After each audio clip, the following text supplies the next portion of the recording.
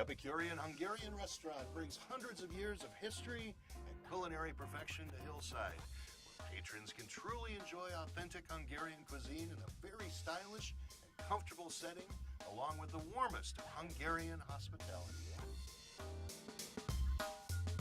We're here in beautiful Hillside, where we took a trip to see an old friend of ours. Long before there was Charlie Trotter, there was a great little restaurant on West Diversity Avenue that all the magazines were writing about. And they were writing about a place called Paprikash. This is the owner of the place, Tomas. It was just a little 60-seat bar, but the culinaires loved it and the foodies loved it. They didn't even call themselves foodies then. He said, this is too much work. He came out here to the suburb after he got married to one of the great chefs that he had met in his life. They got married, and the rest is sort of culinary history. Tomas, good to see you back. Well, good to see you. Back in the kitchen again, so to speak. Thank you very much. Good to see you also. Your food is Hungarian, and sometimes if people think of Hungarian, they might think of a little old world. Budapest, the capital of Hungary, one of the most beautiful cities in the world, on the Danube. I mean, it's a big city and great food. So tell us a little bit about your food. Well, let's go back to Budapest. It's two cities, Buda and Pest, Yeah. and Buda is on the right side, the old side. It's all the tradition comes from, and we have great food, just like everybody else is proud of their heritage.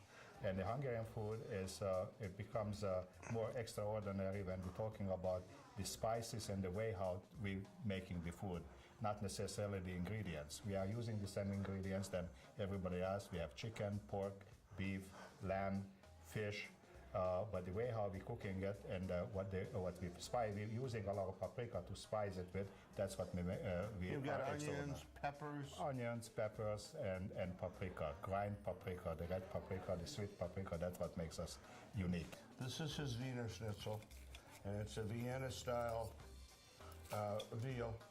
And we're going to actually run back in the kitchen and watch his wife make it. But since the days of the golden axe, if anybody remembers that, have I ever had Wiener Schnitzel this good? So I'll finish this and we'll be right back. It's so good. Excellent.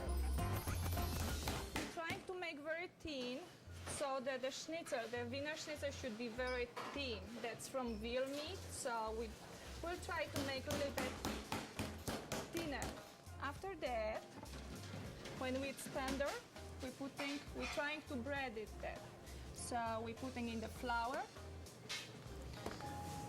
We're putting in the eggs. Make sure you're washing your hands before that. And breadcrumbs. Okay, then we will be ready for the frying. And try to fry it.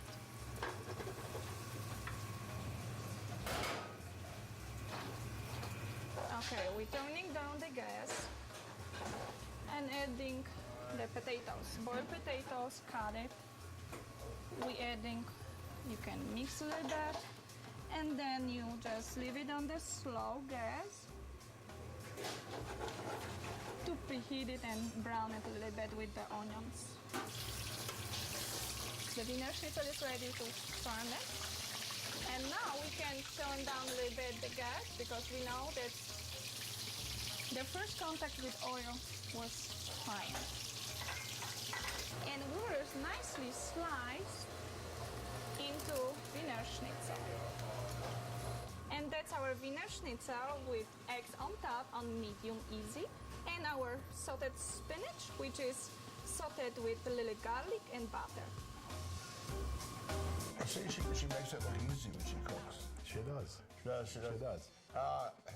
So we're back, and before we move on to some of these entrees and things, let's talk about the breads that I've been devouring over there. Well, we are baking our own bread, also the biscuits and the garlic bread. The garlic bread is nothing else but a so-called elephant ears, but we're not putting powdered sugar.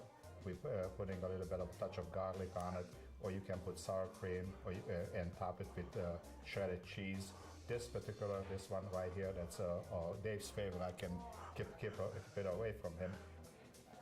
We have side dish. side dish. They display this. Spatzels over here.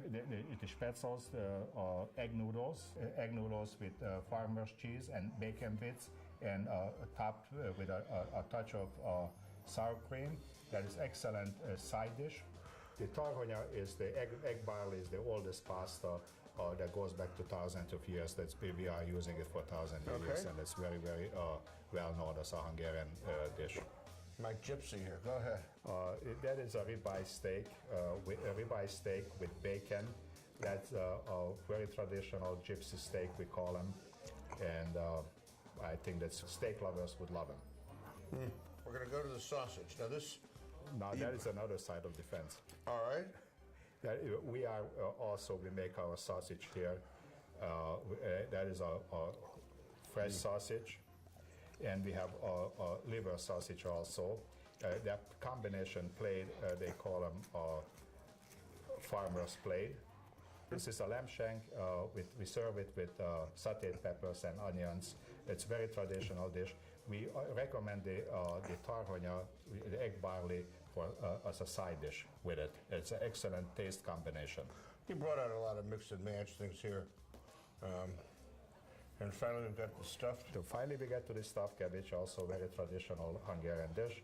We are making it with pickled cabbage leaves and sauerkraut, stuffed with grind pork and rice, and we top it with also, of course, our own sausage. It's great. Hey, Tomas, I got to tell you, you're a very lucky man. Well, thank you. To have such a hard-working partner in the kitchen. Thank you very much. Why don't we do this? Just look right at the camera, and you give them your phone number. You'll cut into that, and we'll give the phone number and the address. Address is 4431 West Roosevelt Road in Hillside, Illinois, 60162. The phone number 708-449-1000.